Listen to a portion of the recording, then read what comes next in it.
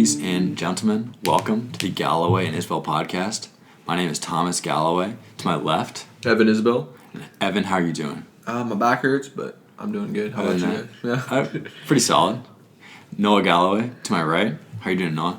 Dude, I'm doing great. Been doing a lot of yoga recently. I'm feeling super flexible. Awesome. That is the most important thing. Right on, bro. Yeah. Okay, so once again, we are recording this podcast on the camera.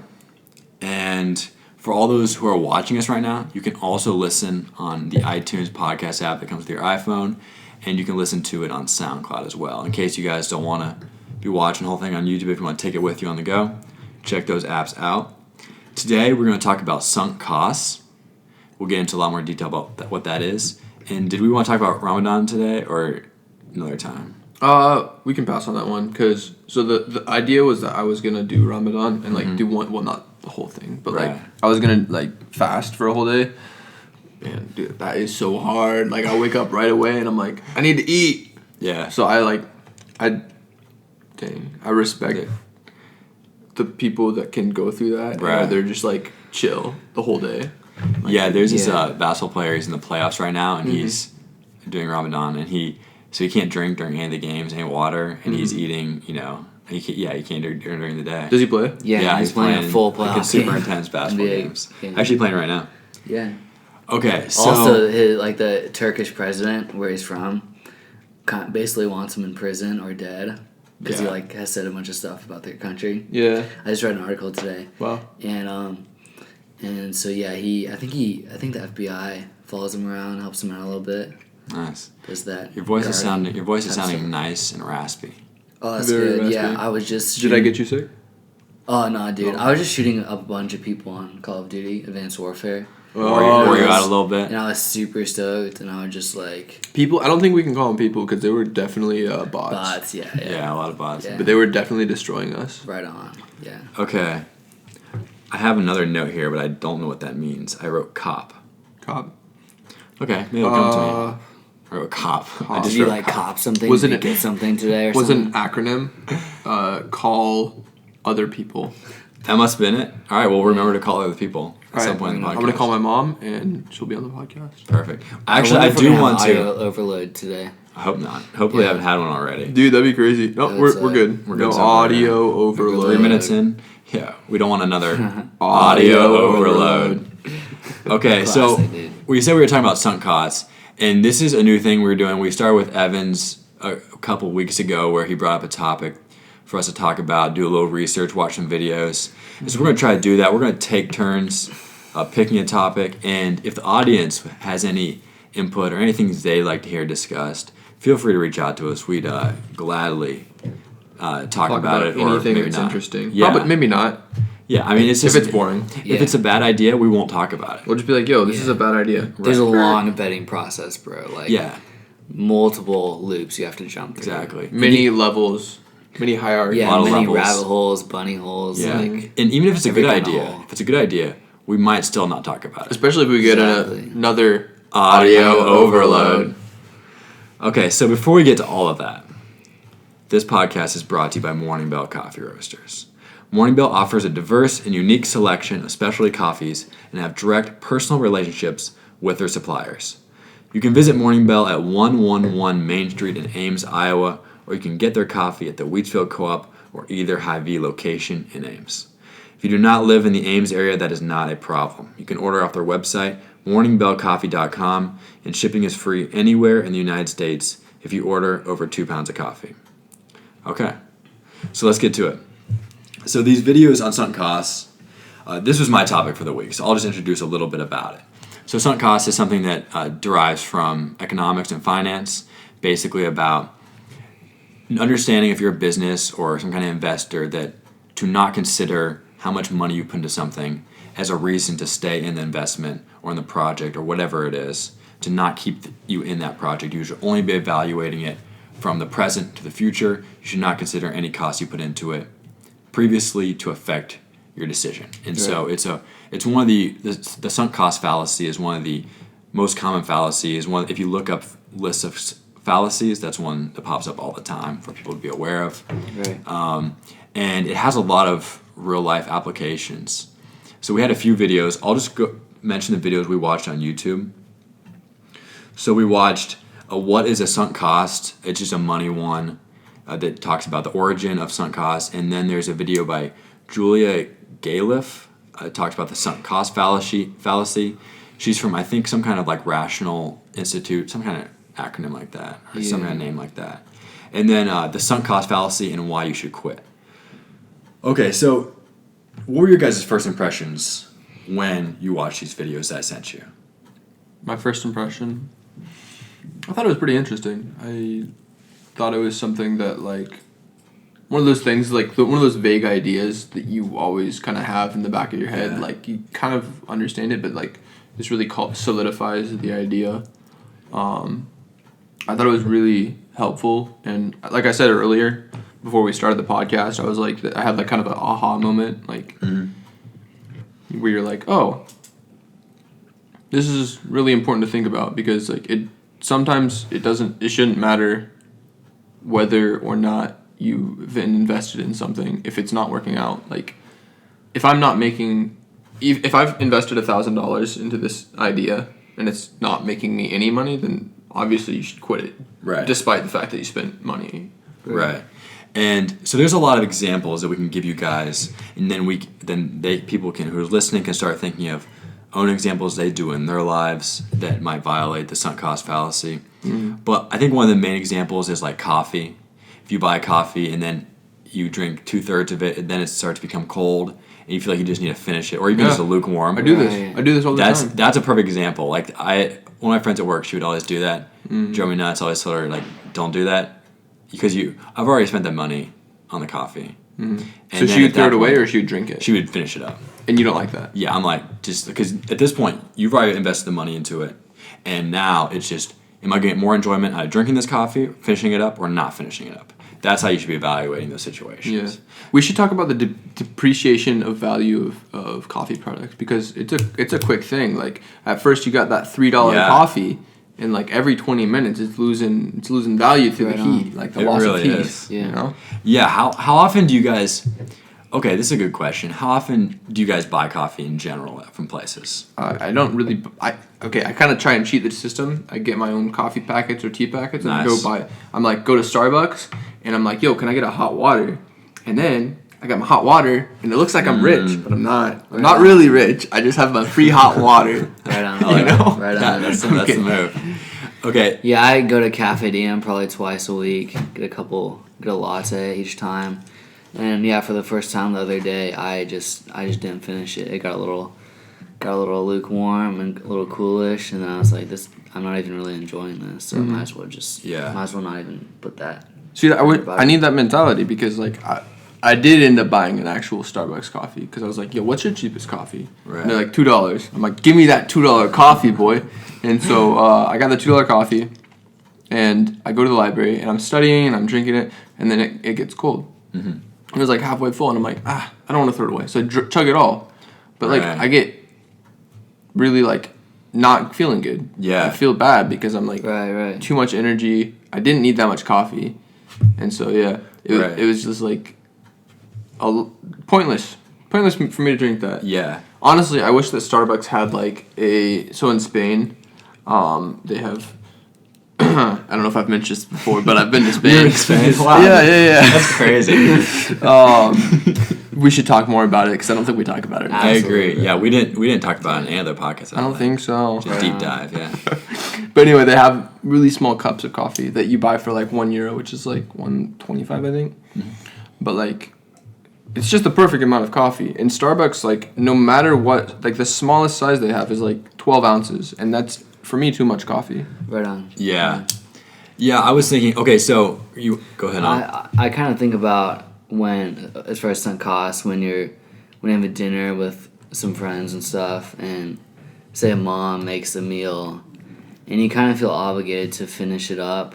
That's the only time I feel like I should finish it up, just for kind of the public kind of politeness of it. Yeah. Mm-hmm. But and even if like she's a good cook or not a good cook, it's just like, but what was I gonna say? I forgot what I was gonna say.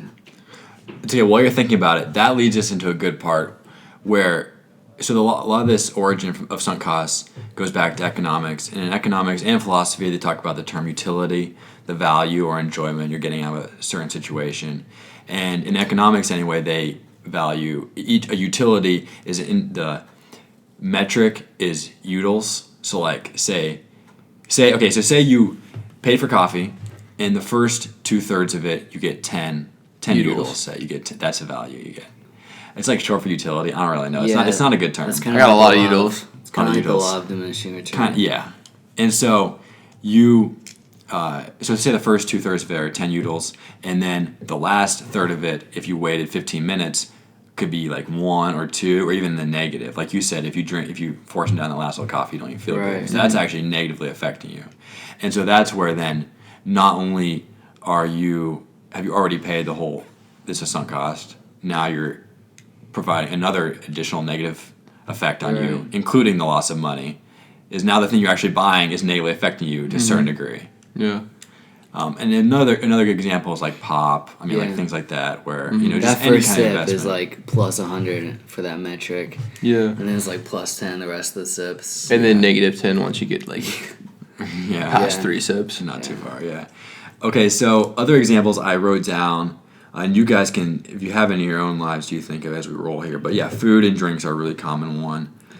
In my research for movies, if someone's halfway through and they just don't really like it, they kind of feel like they have to finish it because they already wasted. Yeah, I went to a movie yesterday. Okay, so but the thing is, it's not so easy. It's not so simple when it comes to movies because you have to consider when you go to a movie with friends, you're not just seeing it for yourself. You're seeing it with your Right. friends. Yeah. Right. So if you leave, that could imply that you hate your friends. Yeah, Exactly. it's, And that's it's a similar social to the- aspect, just like the finishing your plate. Exactly. And so then so that's where you make the, say, calculation more, you add another factor from just the enjoyment of the food. So say the eating the last little bit of the food, if you didn't really like it as much and you were already full, say that was -2 utils. But it was +5 utils to satisfy the person's whose food you're eating or to continue to hang out with your Yeah. friends. And So then- then you have to just like value that. Like, okay, well, Right on. even though this individual piece of content or this individual piece of food will be negatively affecting me, there's another external factor that's positive. And then the other util loss could be that not only you could be hurting your friends, but like let's say your friends start talking about, dude, Tommy left the movie the other day. I paid for Yeah. his ticket. What the heck, dude? He's not a cool guy. You're losing so many utils. Right, a lot of utils. A lot of util loss. bleeding utils. Dude, I'm bleeding utils. Yeah, Okay, yeah. They might take it personally. They might think that they didn't like you, not that they didn't like the movie. And I gotta be honest, I just want my utils. Right. Yeah, on, just bro. get your I'm just trying to get my utils, dude. okay. So another example I have, poker is a really common one. So you'll see people put in a certain amount of money the first couple times around, and then the last few cards, the turn, the river, they stay in it because they already have so much invested, even though in a lot of situations you should be folding in those. Right. So that's a pretty specific one, but if you see someone who you're playing with who you think is susceptible to the sunk costs, then you can kind of take advantage of that because sure. they'll stay in hands too long. So basically, what you're saying is that if you were very logical and calculated, if you go to a casino, you're more likely to win than if you're emotionally invested. Exactly. Wow. Right on. So what you're saying is we should go to the casino. Exactly. Awesome. I was really Let's hoping do you it. get that out of what I said. I kind of think about the NBA and when they give contracts out to players who aren't as good as they think they're going to be, and they play them just because they want to try to get their money's worth. And another aspect of it, they may play them just because they don't want a bad light being shown on the general manager who made that deal. So maybe kind of a publicity move just to make people not think that they're a bad franchise, a poorly run franchise. Yeah, that's a really good example. Another one. Okay, so there's one more, probably the biggest. I don't know if they mentioned this in the videos we watched or not, but this is probably the most important one for all of us. Well, the last two would be the most important. But back to the books and movies. This is the one that I have the most problem with. Food and drinks and all that stuff. I can just leave it, move on. But yeah, I'll get a little bit into a book and feel like I need to finish it. I'll get a little bit into a movie, feel like I need to finish it. Right. And this is where we were talking about this a little bit earlier, where the negative aspect of understanding sunk costs can come in. because you may not power through your book or you're studying or whatever it is because you're like, Right. oh, sunk cost. Don't enjoy this Yeah, anymore. exactly. Don't enjoy this anymore. Get to the Or side. like you going through a friendship and like all of a sudden your friend's having a hard time. You're like, oh, sunk costs. Goodbye, friend that I've had for 3 years. Right. Sorry, you're going through cancer. Yeah. So you have to be really difficult. So like some people who already understand sunk costs a little bit could use it too much, but then other people who don't understand sunk costs at all could use a little bit of that advice. So there's kind of a fine line. So as far as giving advice in general on two different having like being aware of the two different sides of it. So when we were senior year in high school, my principal came in to this room we were in, or classroom we were in, and some of us were kind of stressing out about the end of the school year, graduating, because we had a lot of stuff to finish up. And he like told us to make sure we were enjoying every moment of it, which is good advice. And then he said, but I would never have told that to one of your classmates because he's enjoying everything plenty. Like he doesn't need to be told to enjoy it more. If anything, he needs to be told to make it more serious. So I think the most important thing on this podcast, and a lot of times we hear people give advice about stuff, and we give advice about stuff that we think would help people. But sometimes people might not need that advice. Yeah. Right. Like some people might not even need to be told to take more risks. Yeah. Some people might be taking plenty of risks as it is. So I think it's really careful. Like you kind of have to look at yourself and say, am I finishing things that I don't want to be doing anymore all the time? Yeah. Well, then maybe you should listen to this. But if you tend to drop things, or you tend to have a problem with giving up things too easily, then you might not want to take this advice because then it becomes just an excuse to stop something. In the same like Right. idea of advice, one of the videos that I watched after watching the 3 videos that you sent us was kind of it went off about how kind of like people can get set in their ways in the sense that they hold on to these ideologies and they're emotionally invested in these ideologies, and it's like, let's say you have to get married and raise a family. Like that's maybe something that let's say Johnny Boy is like 23 and he's like, my parents are happy, they're married, and so I have to get married. But then Right. he gets married, and then he's like 27 now, and he's like super unhappy with his wife, but he's got this very firm ideology. Right. And people get invested in it, and they're so afraid that they're gonna lose this. They're gonna lose all this time that they've invested in their life and maybe their relationship and their wife, and maybe they have kids or something, and so it's like it is better to deal with it like right now, but like still, like even if you're 30 years down the road, you should probably like maybe try and like it's harder, but you're gonna have to maybe probably look back at some of those decisions and Yeah, the relationships one was the one I was going to bring up as probably the most important. You mentioned friendships as well, and then occupation was another really good example they gave. But with relationships, I think people look at it sometimes as they see, okay, I've invested in this. Now there's 2 costs I can do. They might realize like that staying in that relationships might not be the best option. So they see it as somewhat of a cost, but they also see leaving the relationship as a cost because they need to start over. Right. And so I think sunk costs are a really powerful thing in relationships. I think there's a lot of people who have probably been dating someone for a couple years and they just get married to them, and I think there's a lot of marriages out there that are sunk costs. I think a lot of kids in college get married, and I know a few kids that are getting married, and they're like super young. I'm like, wow, that's bold. But Right. I think what helped me with this thing, because I used to be like, I don't know if my friendship with this person is like, I shouldn't probably be so close with this person because they're not making the like right decisions, and I don't want to get involved in the things that they're getting involved in. But like I think something that helps with that is like just instead of like making it so black and white about like, okay, I'm gonna be their friend or I'm not gonna be their friend, just maybe change the type of friend you are. So like if you're really close friends with someone that's kind of like going down the wrong path and you can't do anything about it, maybe just kind of step back a little bit and be their casual friend. Right. And that might help them, like if they're seeing like you distance themselves because of this activity that they're doing, like maybe they're like doing more like drugs, or maybe they're getting hard, like going to the bars too much or something.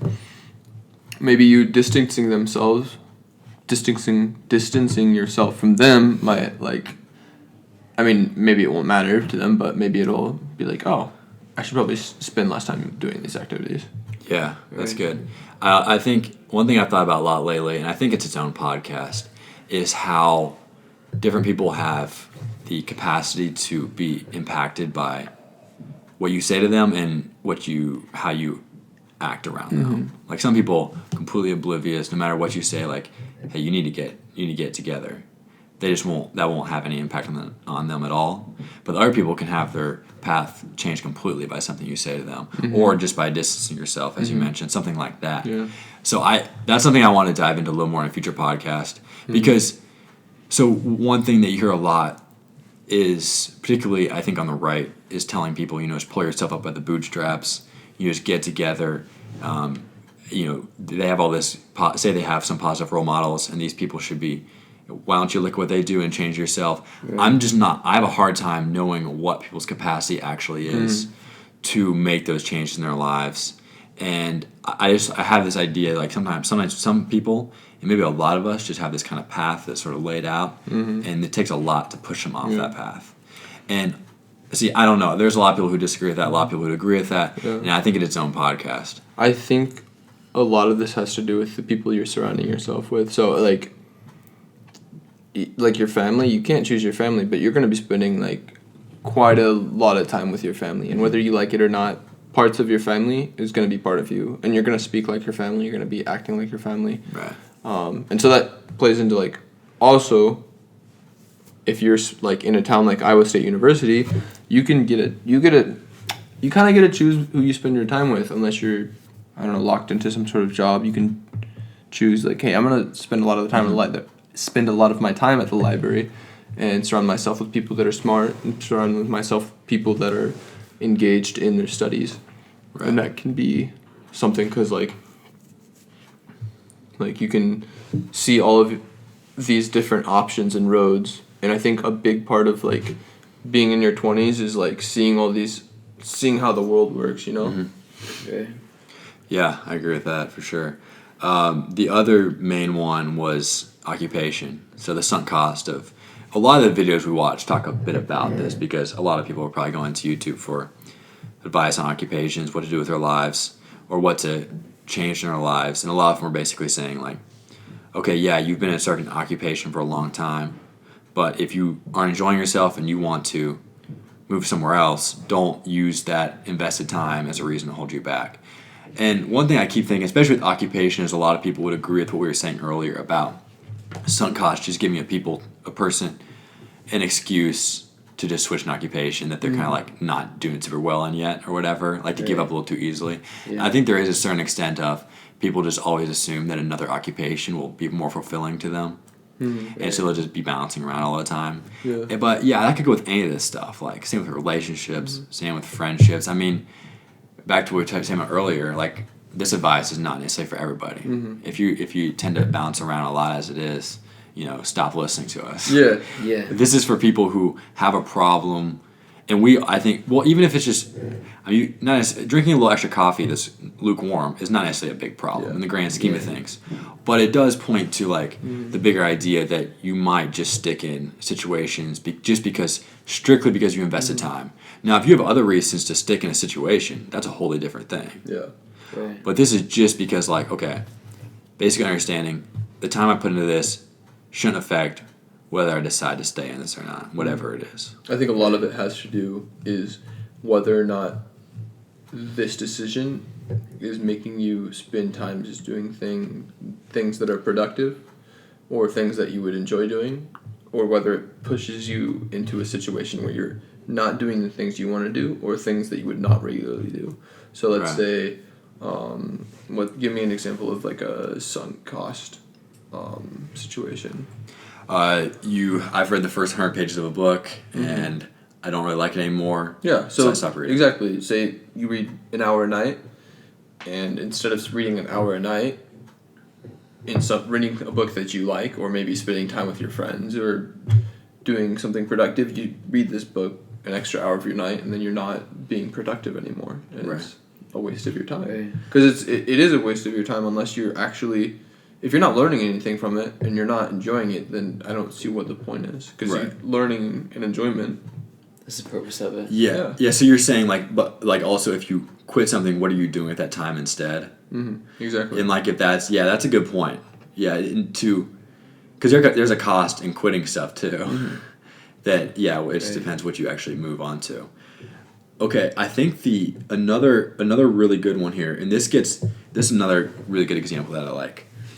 Okay, so say you bought tickets to an event, and then that night came, and somebody invites you over to their place the example they gave in the video was play board games or something, but just say invites you to something else.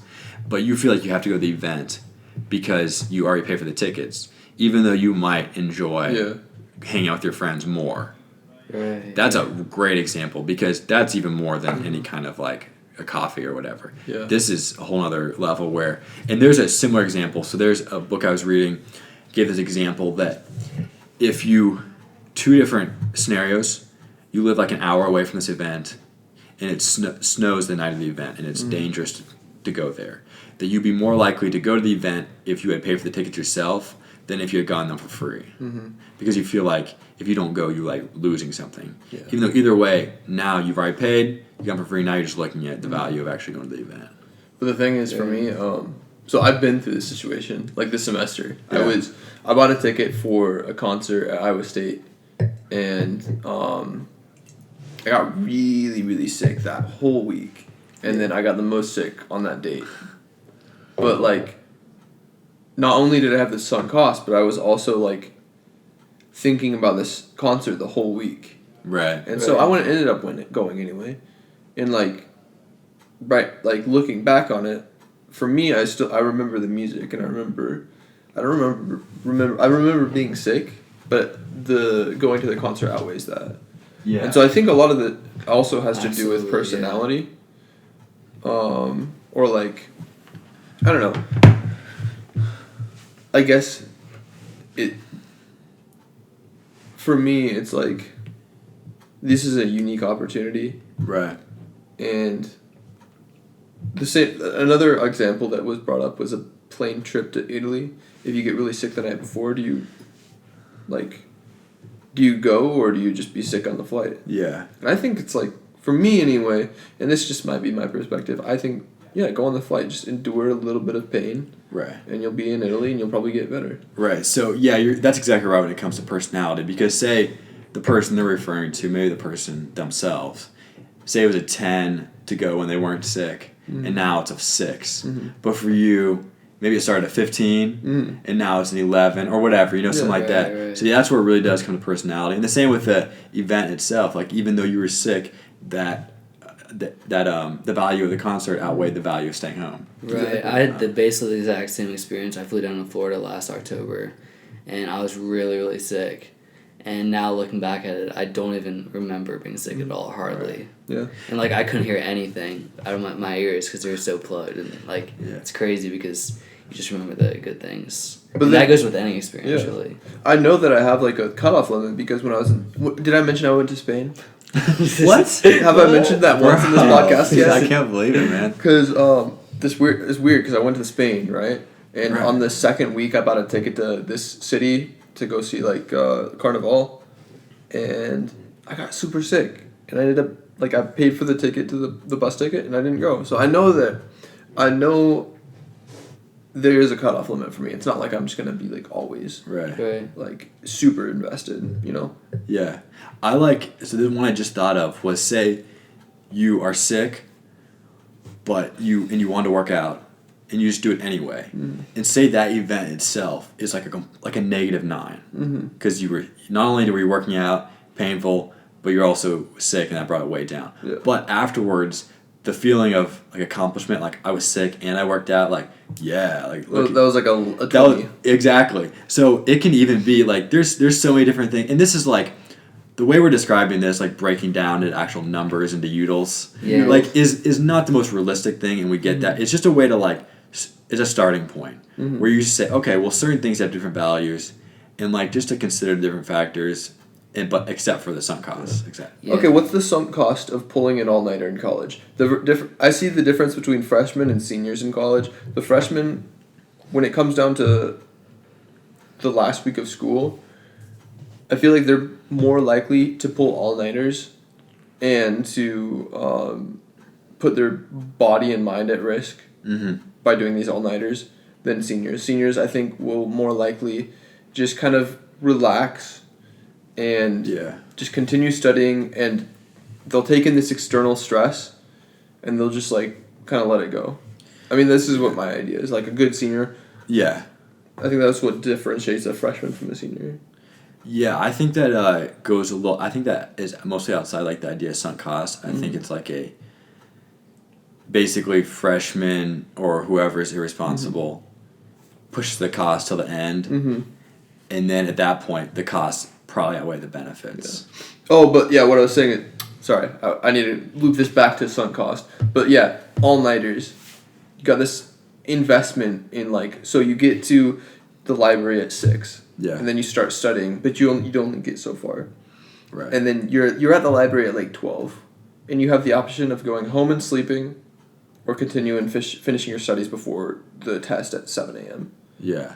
That's a good example. Yeah, like once you start, you feel like you have to keep going. Because you have the option of being like, okay, I just have to stay up 6 more hours, and I can study, or I can go home and get sleep. Yeah, that definitely, I would say, it definitely falls in that category of sunk costs. The whole idea of all-nighters, that's something, I never really did that at all. Yeah. Like, but it's definitely better to break it up. It kind of drives me crazy when people pull all-nighters, because it's like I've done it a lot. Yeah. I did it a lot back in the day, and I know for a fact it does not work. Like, right. Your brain does not function well. So it doesn't matter how much knowledge you acquire over the night. If you can't recall that knowledge because you're tired or because your brain's not working, it doesn't. Yeah. Yeah, and NREM 3 sleep, that's when you consolidate all the long-term memory. And they were saying like how they brought it back to pulling all-nighters. If you don't sleep, it's not going to consolidate that memory. And so it might as well be useless. Yeah. Yeah, I think some people do all-nighters out of necessity, and then some people do it just to say, like, I pulled a bunch of all-nighters in college. Give me like my respect. I think there's, I don't know what I'll be doing in law school, but... Not all-nighters. No, I won't be doing that. I think that you can, like, there's no really, I don't think there's any reason I'd have to do that. Yeah. It just plan things out super well. But, okay, the couple things the videos mentioned as well, one of the reasons contributing to us not wanting to give up on any investment is, first of all, it's painful to admit that we've wasted time on something. So that's underlying in all of these. And then and this is basically the same thing. The official term for that is loss aversion. People don't like losses. They'll take odds that aren't that great. They'll take the odds of not doing something, even if they're better off doing something, just because they're worried about the risk. A lot of people don't want, and that's reasonable. Like, you don't want to bet, don't want to like gamble, even if it's a realistic odds, because you don't want to lose your house or whatever. Like, there's legitimate sides to this, but loss aversion is pretty common. And I think that is a pretty big aspect of sunk costs. I don't think. Okay, I have one last thing about this. Okay, so I think there's a little bit of, with the sunk costs, an aspect of people think they're just being like frugal or smart with their money, or there's such an emphasis on like saving money that they also get into this thing like no waste. And so they somehow see like, even though I've spent the money already, so I'm not really saving money, that somehow not wasting anything makes them save money, even though they've already spent the money. Yeah. Like when people shame you for not eating your whole plate. It's like, okay, I ordered this food, but the restaurant brings one size, Yeah. I can't change that fact. If I want a burger, they're going to bring me one burger. They're not going to bring me a small burger. Right. And if I'm full, I'm full. It doesn't change the fact that there's more burger left, so. Yeah. There's always one person that pipes up at the table about kids in Africa. And they can just F right off. Yeah. Or you go to the fridge and then you open up the sour cream and there's not enough for one person. At that point, you might as well just junk that. So then to all of this, there's always a person who would say, back to everything we're talking about, like that sunk costs just like make you throw stuff out faster. But you know what? We've said this a million times. It's all about who you are, understanding that. just being Go from aware of there. it's plenty. You don't If have it- to do it all the If time. it's changing who you are or the decisions you're making, you should probably chuck it. Yeah. Okay, so we're rolling on pretty well here, guys. I think I don't have anything else to say about this topic. We've done 35 minutes on this. That's on pretty one, solid. one logical fallacy. Are we sunking the cost of this? Yeah, the costs are sunk. Should- Yeah. I think we should just go we through- don't need to keep talking about this just because we've already done 35 We've minutes. done 35 on it. minutes Yeah. though. Like I don't know, man. Like that's a keep big going. investment. We should finish the Damn hour. it, it didn't work. Okay, that was great, guys. For Thomas Galloway, Evan Isabel. Noah Galloway. that was a great podcast, guys. Everyone have a great night. Right on. Woo.